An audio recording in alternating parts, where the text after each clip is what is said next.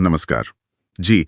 ये विषय उत्तर प्रदेश की लगभग सभी प्रतियोगी परीक्षाओं के लिए, जैसे यूपी पुलिस, पीसीएस या पेट, बहुत ही महत्वपूर्ण है। हाँ, और हम एक एक करके पिछले वर्षों में पूछे गए प्रश्नों को देखेंगे।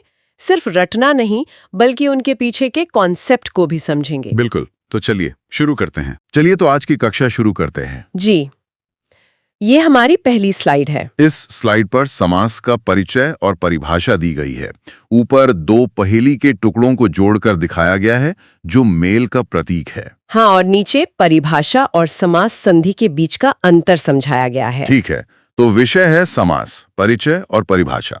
परिभाषा के अनुसार दो या दो से अधिक शब्दों के मेल से बने नवीन एवं सार्थक शब्द को समास कहते हैं। इसका शाब्दिक अर्थ है संक्षेप, मतलब शॉर्टनिंग या एब्रिविएशन। जी, अब समास और संधि का अंतर देखते हैं। समास में शब्दों का मेल होता है, मतलब यूनियन ऑफ वर्ड्स। और विभक्ति का लोप होता है। उदाहरण के लिए राजपुत्र। हाँ, यानी राजा का पुत्र। और संधि में वर्णों का मेल होता है, यूनियन ऑफ लेटर्स या साउंड्स। और वर्णों में विकार यानी परिवर्तन होता है। जैसे विद्या प्लस आलय, विद्यालय बन जाता है। एकदम सही। तो मतलब मुख्य अंतर यही है कि समास में शब्द मिलते हैं और संधि में वर्ण। जी, बिल्कुल सही। समास में शब्द और संधि में ध्वनियां या वर्ण मिलते हैं। नीचे दी गई ट्रिक परीक्षा के लिए महत्वपूर्ण लग रही है। बिल्कुल, ये एक सीधा तथ्यात्मक बिंदु है जो परीक्षा के प्रश्नों में पूछा जा सकता है। ठीक है। ट्रिक है, समास का विलोम व्यास होता है, विग्रह नहीं। ये याद रखना है। अच्छा। तो इस स्लाइड का सार ये है कि समास शब्दों का संक्षिप्त रूप है जो संधि के वर्ण मेल से अलग है। ठीक है। अब अगली स्लाइड पर चलते हैं। अब अगली स्लाइड देखते हैं। इस स्लाइड का शीर्षक है पदों की प्रधानता, मतलब डोमिनेंस ऑफ टर्म्स। यहाँ एक तराजू का चित्र है जो पदों के महत्व को दर्शा रहा है। जी, और नीचे बॉक्स में समास के 6 भेदों को पदों की प्रधानता के आधार पर वर्गीकृत किया गया है। देखिए, समास के मुख्य रूप से 6 भेद होते हैं जो पदों की प्रायोरिटी पर आधारित हैं। पहला कौन सा है? पहला है जिसमें पूर्व पद यानी फर्स्ट टर्म प्रधान हो, अव्ययी भाव समास। और दूसरा जिसमें उत्तर पद यानी सेकंड टर्म प्रधान हो। इसमें 3 आते हैं, तत्पुरुष, कर्मधारय और द्विगु समास। तीसरा प्रकार है जिसमें दोनों पद प्रधान हो, द्वंद्व समास। और चौथा जिसमें दोनों पद अप्रधान हो, यानी कोई तीसरा ही अर्थ निकले, बहुव्रीहि समास। अच्छा, तो इसका मतलब तत्पुरुष, कर्मधारय और द्विगु, इन तीनों में दूसरा पद ही प्रधान होता है। हाँ, इन तीनों समासों में उत्तर पद यानी दूसरा पद ही प्रधान होता है। नीचे दी गई ट्रिक भी महत्वपूर्ण लग रही है। हाँ, ये याद रखने में मदद करेगी। ट्रिक है, केवल द्वंद्व में दोनों भारी यानी बराबर हैं और बहुव्रीहि में दोनों बेकार हैं, मतलब तीसरा ही मालिक है। ये तो सीधा प्रश्न बन सकता है। जी, संक्षेप में समास के 6 भेद इस बात पर निर्भर करते हैं कि पहला, दूसरा, दोनों या कोई तीसरा पद प्रधान है। समझ गया। अब अगली स्लाइड पर चलते हैं। अब अगली स्लाइड देखते हैं। इस स्लाइड में अव्ययी भाव समास के बारे में बताया गया है। यहाँ एक चित्र है जिसमें वर्ड लिखे हुए बॉक्स के साथ एक प्रीफिक्स का बॉक्स जुड़ रहा है। जी, इसकी पहचान है कि पहला पद प्रधान और अव्यय या उपसर्ग होता है। इसका रूप यानी लिंग या वचन कभी नहीं बदलता। इसके प्रकार भी दिए हैं। हाँ, इसके 2 मुख्य प्रकार है। पहला, उपसर्ग वाले शब्द, जैसे यथाशक्ति, जिसका विग्रह है शक्ति के अनुसार। और प्रतिदिन यानी प्रत्येक दिन। और आजन्म, मतलब जन्म से लेकर। ठीक है। और दूसरा प्रकार है पुनरावृत्ति वाले शब्द, रेपिटेशन वाले, जैसे रातों रात, मतलब रात ही रात में। हाँ, या फिर धीरे धीरे, या बार बार। तो पुनरावृत्ति का अर्थ है कि जब एक ही शब्द दोबारा आए, जैसे रातों रात। जी, जब शब्द की पुनरावृत्ति हो, जैसे रातों रात या बार बार, तो वो अव्ययी भाव समास होता है। ये ट्रिक परीक्षा के लिए महत्वपूर्ण लग रही है। बिल्कुल, ये सीधी पहचान है। ट्रिक कहती है, शब्द के आगे अनु, आ, प्रति, भर, यथा, यावत, हर दिखे या शब्द रिपीट हो तो वो अव्ययी भाव होगा। ये एक डायरेक्ट फैक्चुअल पॉइंट है। जी, इस स्लाइड का सार है कि अव्ययी भाव समास की पहचान पहले पद में उपसर्ग या शब्द की पुनरावृत्ति से होती है। चलिए अब अगली स्लाइड पर चलते हैं। अब अगली स्लाइड देखते हैं। यहाँ तत्पुरुष समास को समझाया गया है। चित्र में एक चेन की 2 कड़ियां दिखाई गई हैं जिन्हें कारक तत्व जोड़ रहा है। इसकी पहचान क्या है? पहचान है उत्तर पद, यानी दूसरा पद प्रधान होता है और दोनों पदों के बीच कारक चिन्ह का लोप होता है। अच्छा, मिसिंग केस एंडिंग। जी, इसके कुछ मुख्य उदाहरण देखें।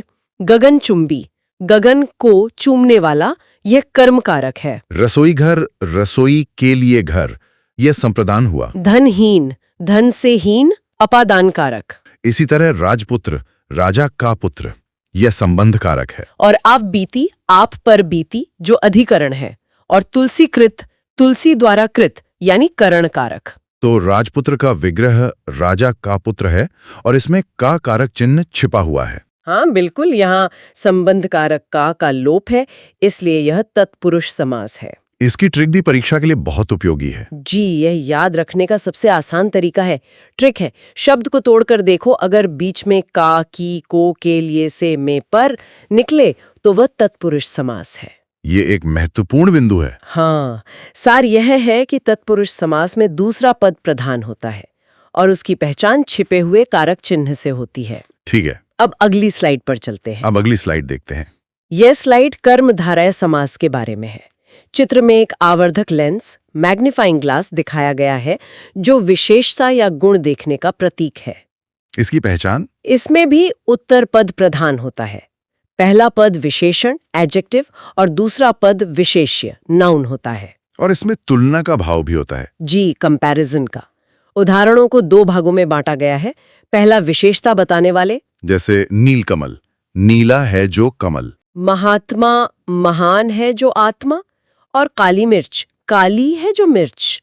और दूसरा भाग है तुलना करने वाले। हाँ, एनालॉजी वाले, जैसे चरण कमल, कमल के समान चरण। चंद्रमुख, चंद्रमा के समान मुख। और मृग नयन, मृग के समान नयन। तो नीलकमल में नील विशेषण है और कमल विशेष्य है। जी, बिल्कुल सही। नील कमल का विग्रह है, नीला है जो कमल। इसमें कमल की विशेषता बताई जा रही है, इसलिए ये कर्मधारय है। ये ट्रिक भी बहुत स्पष्ट है। ये परीक्षा के लिए उपयोगी है। हाँ, ये सीधी पहचान है ट्रिक। विग्रह करने पर मध्य में है जो या के समान शब्द आते हैं, इसे नोट कर लें। ठीक है। संक्षेप में कर्मधारय समास की पहचान विशेषण विशेष्य संबंध या उपमा उपमेय संबंध से होती है। समझ गया। अब अगली स्लाइड पर चलते हैं। अब अगली स्लाइड देखते हैं। इस स्लाइड में द्विगु समास की जानकारी है। यहाँ एक गोले में कई संख्याएं, मतलब नंबर्स दिखाई गई हैं। तो इसकी पहचान संख्या से होती है। जी, पहला पद संख्यावाचक होता है और ये एक समूह, एक ग्रुप का बोध कराता है। उदाहरण देखते हैं। चौराहा, 4 राहों का समूह। नवग्रह, 9 ग्रहों का समूह। तिरंगा, 3 रंगों का समाहार। अन्य उदाहरण है सप्ताह, 7 दिनों का समूह। शताब्दी, 100 वर्षों का समूह। और त्रिभुज, 3 भुजाओं का समाहार। तो इसका मतलब चौराहा में पहला पद च यानी 4 है, जो एक संख्या है, इसलिए ये द्विगु समास है। हाँ, क्योंकि पहला पद संख्या है और ये एक समूह को दर्शा रहा है। नीचे दी गई ट्रिक और सावधानी वाला बिंदु परीक्षा के लिए बहुत महत्वपूर्ण है। बिल्कुल। ट्रिक है कि शब्द की शुरुआत गिनती से हो, लेकिन सावधानी यह है कि अगर वो नंबर किसी भगवान का नाम बन जाए, जैसे दशानन, मतलब रावण, हाँ, तो वो बहुव्रीहि होगा, द्विगु नहीं। ये एक सीधा प्रश्न हो सकता है। अच्छा, ये ध्यान रखना होगा। सार ये है कि द्विगु समास का पहला पद हमेशा संख्या होता है और वो एक समूह को दर्शाता है। ठीक है। अब अगली स्लाइड पर चलते हैं।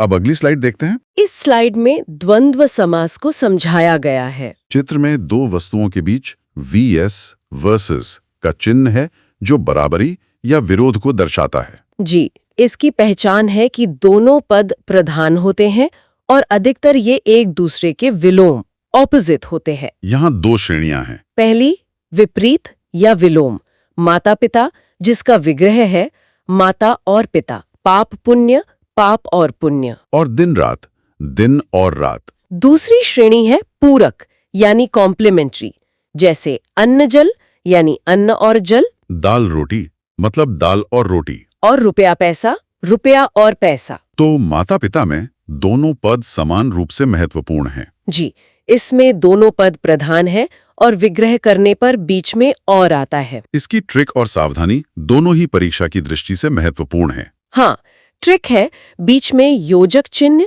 यानी हाइफन होता है और तोड़ने पर और या निकलता है। लेकिन सावधानी यह है कि धीरे धीरे में भी योजक चिन्ह है, पर वो पुनरावृत्ति के कारण अव्ययी भाव है।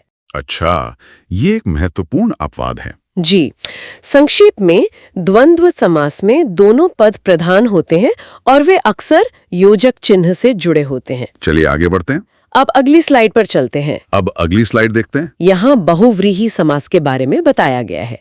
चित्र में एक समीकरण है a+b = गणेश जी का चित्र। इसका मतलब है कि दो शब्द मिलकर एक तीसरा विशेष अर्थ देते हैं। एकदम सही। इसकी पहचान है कोई भी पद प्रधान नहीं होता, दोनों शब्द मिलकर किसी तीसरे विशेष व्यक्ति वीआईपी या भगवान की ओर इशारा करते हैं। उदाहरण देखें। त्रिनेत्र 3 नेत्र हैं जिसके अर्थात शिव। चक्रपाणी चक्र है हाथ में जिसके अर्थात विष्णु। नीलकंठ नीला है कंठ जिसका अर्थात शिव। और भी उदाहरण है। लंबोदर लंबा है उदर जिसका अर्थात गणेश। दशानन 10 है मुख जिसके अर्थात रावण। तो दशानन शब्द में न दश प्रधान है न आनन, बल्कि इसका तीसरा अर्थ रावण प्रधान है। एकदम सही। जब दोनों पद मिलकर किसी तीसरे विशेष अर्थ को इंगित करें तो वो बहुव्रीहि समास होता है। ये ट्रिक तो बहुत ही सीधी और महत्वपूर्ण है। जी, ये परीक्षा के लिए बहुत उपयोगी है। ट्रिक है, शब्द का डिक्शनरी अर्थ छोड़कर अगर किसी भगवान या राक्षस का नाम याद आए तो वो बहुव्रीहि है। ये एक सीधा तथ्यात्मक बिंदु है। हाँ, इस स्लाइड का सार ये है कि बहुव्रीहि समास में दोनों पद मिलकर एक रूढ़ या विशेष अर्थ प्रदान करते हैं। ठीक है। अब अगली स्लाइड पर चलते हैं। अब अगली स्लाइड देखते हैं। ये एक बहुत महत्वपूर्ण स्लाइड है। शीर्षक है कंफ्यूजन किलर, कर्मधारय वर्सेस बहुव्रीहि। यहाँ नीलकंठ शब्द के दो अर्थ दिखाए गए हैं, एक शाब्दिक मतलब गले का चित्र और दूसरा विशेष यानी शिवजी का त्रिशूल। जी, दोनों में अंतर ये है कि कर्मधारय केवल विशेषता, एक डिस्क्रिप्शन बताता है, जबकि बहुव्रीहि एक विशेष व्यक्ति, एक स्पेसिफिक एंटिटी को इंगित करता है। कर्मधारय के रूप में उदाहरण नीलकंठ यानी नीला गला, पीतांबर मतलब पीला कपड़ा, कमल नयन कमल जैसी आंखें, ये सिर्फ एक वर्णन है। और बहुव्रीहि के रूप में नीलकंठ मतलब भगवान शिव, जी, पीतांबर भगवान कृष्ण और कमल नयन भगवान राम या विष्णु, ये एक विशेष नाम है। तो इसका मतलब यदि पीतांबर का अर्थ पीला कपड़ा है तो कर्मधारय, और यदि भगवान कृष्ण है तो बहुव्रीहि। हाँ बिल्कुल, ये अर्थ पर निर्भर करता है। नीचे दी गई मास्टर ट्रिक परीक्षा के लिए सबसे महत्वपूर्ण लग रही है। बिल्कुल, ये नियम है मास्टर ट्रिक। अगर ऑप्शन में कर्मधारय और बहुव्रीहि दोनों हो और शब्द किसी भगवान से संबंधित हो तो हमेशा बहुव्रीहि को ही चुनना है। अच्छा, प्राथमिकता बहुव्रीहि को देनी है। जी, संक्षेप में जब एक शब्द में विशेषता और एक विशेष व्यक्ति दोनों का भाव हो तो प्राथमिकता बहुव्रीहि को दी जाती है। समझ गया। अब अगली स्लाइड पर चलते हैं। अब अगली स्लाइड देखते हैं। ये एक और कंफ्यूजन किलर स्लाइड है, द्विगु वर्सेस बहुव्रीहि। यहाँ संख्या 10 और रावण का जिक्र है। अंतर को समझें। यदि संख्या केवल एक समूह, एक ग्रुप दिखाए तो द्विगु समास होता है, लेकिन अगर संख्या किसी व्यक्ति की विशेष पहचान बन जाए तो वो बहुव्रीहि होता है। अच्छा, तो द्विगु सिर्फ ग्रुपिंग है। जी, जैसे चौराहा 4 राहों का समूह या नवग्रह 9 ग्रहों का समूह, ये केवल एक समूह है। और बहुव्रीहि एक स्पेसिफिक पहचान है। हाँ, जैसे चतुर्भुज 4 भुजाएं हैं जिसकी अर्थात विष्णु। दशानन 10 मुख हैं जिसके अर्थात रावण। और त्रिनेत्र 3 नेत्र हैं जिसके अर्थात शिव। यहाँ संख्या एक पहचान है। तो तिरंगा 3 रंगों का समूह है, इसलिए द्विगु है, लेकिन त्रिनेत्र 3 नेत्र वाले यानी शिव हैं, इसलिए बहुव्रीहि है। एकदम सही समझा। एक सामान्य समूह, दूसरा एक विशेष पहचान। ये ट्रिक भी प्रश्न हल करने में बहुत मदद करेगी। जी, ये एक सीधा लॉजिक है।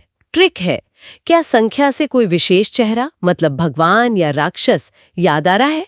अगर हाँ तो बहुव्रीहि, और अगर नहीं तो द्विगु। बिल्कुल साफ है। इस स्लाइड का सार है संख्या अगर सामान्य समूह बताए तो द्विगु और विशेष पहचान बताए तो बहुव्रीहि। चलिए आगे। अब अगली स्लाइड पर चलते हैं। अब अगली स्लाइड देखते हैं। ये अंतिम से पहली स्लाइड है, समास सारांश। इसे इंजीनियर्स चीट शीट भी कहा गया है। यहाँ क्विक रिवीजन रूल्स दिए गए हैं। चलिए जल्दी से सभी 6 भेदों की पहचान दोहराते हैं। पहला, अव्ययी भाव। इसकी पहचान है उपसर्ग जैसे प्रति, यथा या फिर पुनरावृत्ति जैसे रातों रात। दूसरा, तत्पुरुष। इसमें कारक चिन्ह का लोप होता है, का, की, को, से। तीसरा, द्वंद्व। इसमें योजक चिन्ह विलोम शब्द होते हैं और दोनों पद प्रधान होते हैं। चौथा, द्विगु। इसकी पहचान है संख्या प्लस समूह। पांचवा, कर्मधारय। इसकी पहचान है विशेषता और विग्रह में है जो या के समान। और छठा, बहुव्रीहि। इसकी पहचान है देवी देवता का नाम या कोई तीसरा वीआईपी अर्थ। ये तो परीक्षा से ठीक पहले दोहराने के लिए बहुत अच्छा सारांश है। हाँ, ये त्वरित रिवीजन के लिए है। नीचे दिया गया प्रायोरिटी रूल भी परीक्षा के लिए महत्वपूर्ण लग रहा है। बिल्कुल, ये प्रश्नों को हल करने का क्रम बताता है। प्रायोरिटी रूल है, सबसे पहले बहुव्रीहि चेक करो, फिर द्विगु या अव्ययी भाव, अगर इनमें से कुछ नहीं मिले तो तत्पुरुष या कर्मधारय देखो। अच्छा, तो ये एक तरह का चेकलिस्ट है। जी, सार ये है कि ये चीट शीट आपको सभी 6 समासों के मुख्य पहचान बिंदुओं को जल्दी से याद करने में मदद करती है। ठीक है। अब अंतिम स्लाइड पर चलते हैं। अब अंतिम स्लाइड देखते हैं। ये अभ्यास प्रश्न की स्लाइड है जो PYQ पैटर्न पर आधारित है। यहाँ कुछ महत्वपूर्ण प्रश्न और उनके उत्तर तर्क के साथ दिए गए हैं। चलिए एक एक करके देखते हैं। प्रश्न 1, राजपुत्र में कौन सा समास है? इसका उत्तर है तत्पुरुष, क्योंकि इसका विग्रह है राजा का पुत्र, जिसमें कारक का लोप है। प्रश्न 2, यथाशक्ति में कौन सा समास है? इसका उत्तर है अव्ययी भाव, क्योंकि इसमें यथा उपसर्ग लगा है। प्रश्न 3, दशानन में कौन सा समास है? इसका उत्तर है बहुव्रीहि, क्योंकि यह तीसरे अर्थ यानी रावण को इंगित करता है। और प्रश्न 4, माता पिता में कौन सा समास है? इसका उत्तर है द्वंद्व, क्योंकि यह विलोम शब्द है और बीच में योजक चिन्ह है। तो सही उत्तर तक पहुंचने के लिए शब्द का विग्रह करना सबसे महत्वपूर्ण कदम है। जी बिल्कुल, जैसा कि प्रो टिप में लिखा है। यह प्रो टिप परीक्षा के लिए एक बहुत अच्छी सलाह है। हाँ, प्रो टिप है, प्रश्न हल करते समय शब्द का विग्रह, उसका ब्रेकडाउन मन में करें, उत्तर अपने आप मिल जाएगा। यह सबसे प्रभावी तरीका है। जी, इस स्लाइड का सार है कि अभ्यास करते समय शब्दों का सही विग्रह करने से समास की पहचान आसानी से हो जाती है।